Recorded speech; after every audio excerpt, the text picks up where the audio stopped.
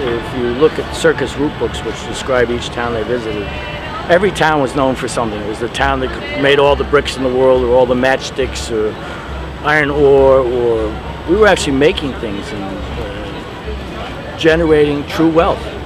And with that generation came drudgery.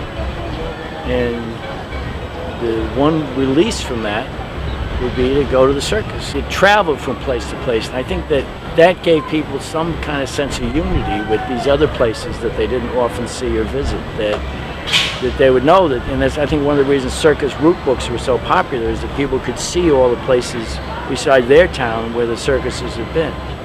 Oftentimes, factory owners would just shut down for the day because they knew everybody was going to call in sick, and everybody's grandmother would have died, or something would have happened with everybody, because they were going to go to the circus, these people.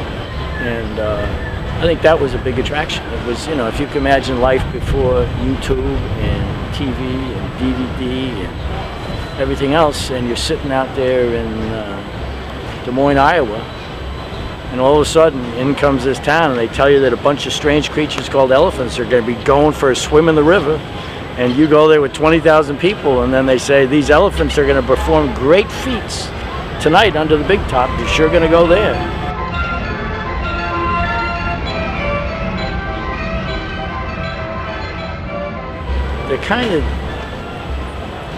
They're so big, and if they wanted to, as Topsy was accused of doing, they could just squish you. They could just, forget it. They could kill you.